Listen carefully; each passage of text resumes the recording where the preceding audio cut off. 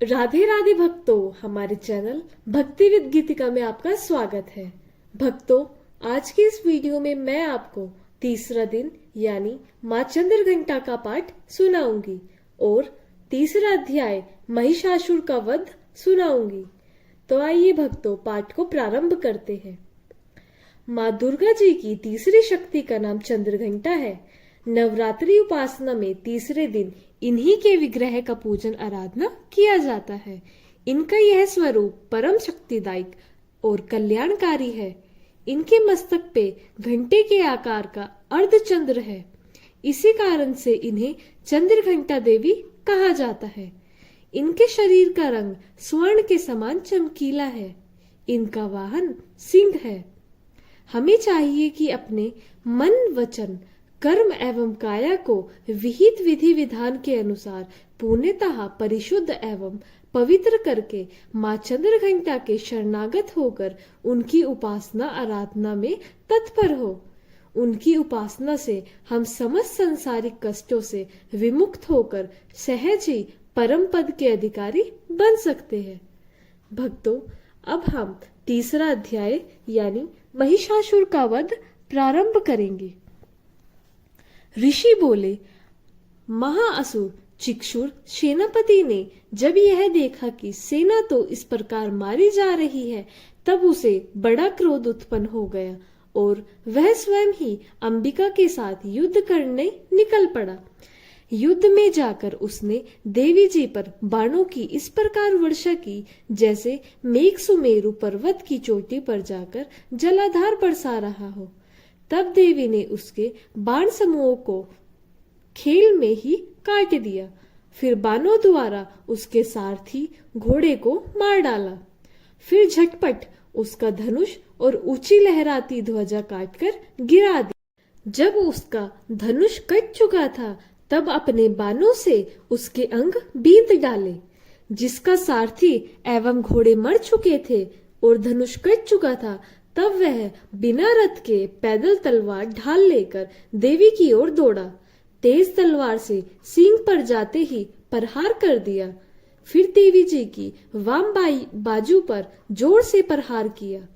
हे राजन, जो ही उसकी तलवार देवी की भुजा पर पड़ी, त्यों ही टूट गई। फिर असुर क्रोध से आंखें लाल करके शूल पकड़ लिया। भद्रकाली जी उस दैत्य ने शूल डाल दिया।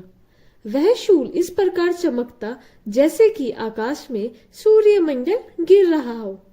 देवी जी ने अपनी ओर आते उस शूल को देखकर उस पर अपना शूल चला दिया, जिससे वह शूल सैकड़ों टुकड़ों में हो गया।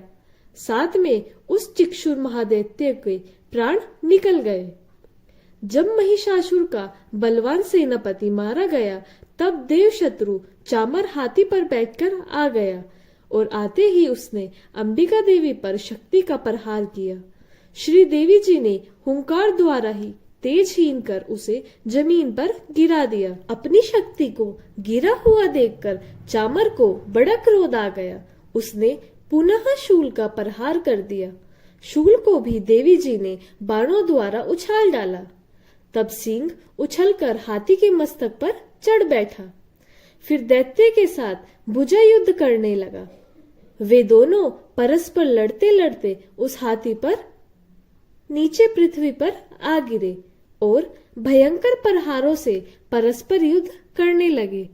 तब बड़े वेग से सिंह ऊपर को उछला और ऊपर आकाश से नीचे की ओर गिरते गिरते पंजों के प्रहार से दैत्य चामर का सिर धड़ से अलग कर डाला। देवी जी ने शिला एवं वृक्ष आदि से युद्ध में उद्ग्रह को मार डाला। फिर कराल को भी दांतों, मुक्कों एवं थप्पड़ों के द्वारा मार गिराया। क्रोध से परिपूर्ण देवी ने गदा की चोटों से उद्धत को चूर चूर कर दिया। भिंदीपाल शस्त्र द्वारा, वाशकल तथा बाणों द्वारा अधंक एवं ताम्र को मारकर यमधाम भेज दिया। त्रिनेत्रधारी देवी परमेश्वरी ने उग्रस्य उग्रवीर्य महाहनु नाम के दैत्य को त्रिशूल द्वारा मार दिया।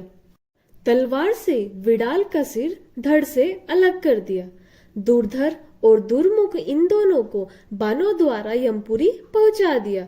इस प्रकार अपनी सेना का नाश होता देखकर भैंसे का रूप बनाकर महिषासुर उन गणों को डराने लगा।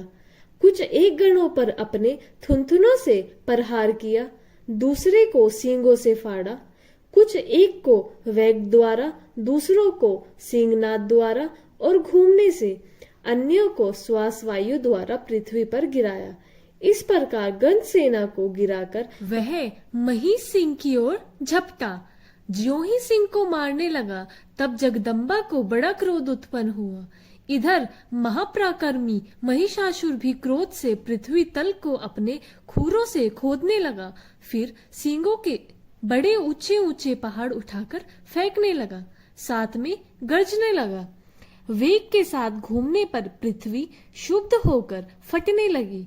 उसने पूंछ से समुद्र पर प्रहार किया, जिससे शुद्ध होकर समुद्र पृथ्वी की चारों ओर से डूबने लगा। चलायमान होते हुए सिंह के द्वारा छिन्न भिन्न हुए बादल के टुकड़े टुकड़े हो गए। उसके श्वासों की कठोर वायु से उड़ते हुए सैकड़ों पर्वत आकाश से गिरने लगे। इस प्रकार क्रोधपूर्ण उस महादैत्य को अपनी ओर आता देखकर चंडिका उसे मारने के लिए क्रोध में आ गई।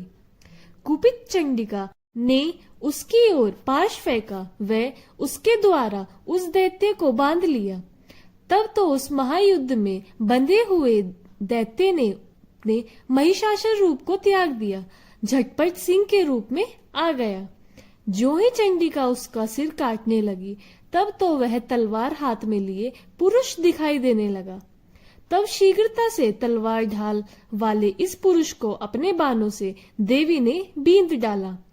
तब वह एक बड़ा हाथी हो गया। अपनी सूंड से देवी के सींग को खींचा, फिर गर्जने लगा।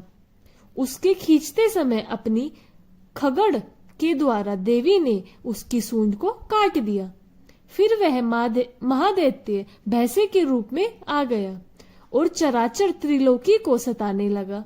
तो जगदम्बा चंडिका क्रोध में आकर फिर उत्तम मधुपान करने लगी और लाल लाल नेत्र करके हंसने लगी।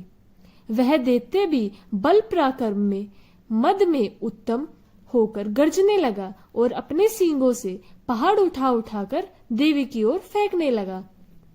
देवी जी ने भी अपने बाणों के समूह से उसके फेंके हुए पर्वतों को चूर चूर कर दिया।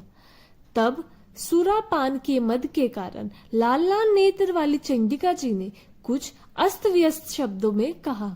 देवी जी बोली, हे मुंड, जब तक मैं मधुपान कर लूं तब तक तू क्षण भर के लिए गर्ज ले।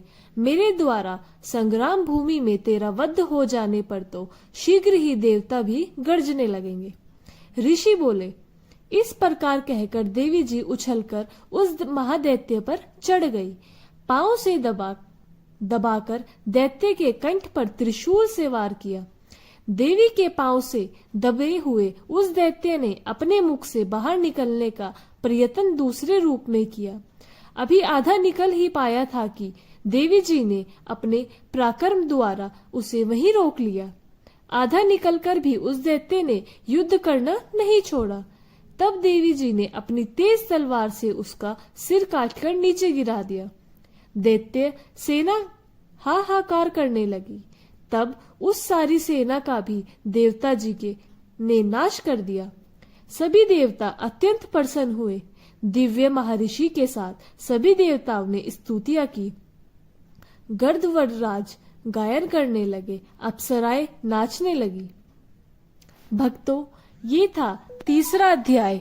मैं अपनी अगली वीडियो में चौथा अध्याय यानी देवताओं द्वारा देवी की स्तुति सुनाऊंगी। वीडियो अच्छा लगे तो लाइक करें, चैनल को सब्सक्राइब करें और कमेंट बॉक्स में जय माता दी अवश्य लिखें। जय माता।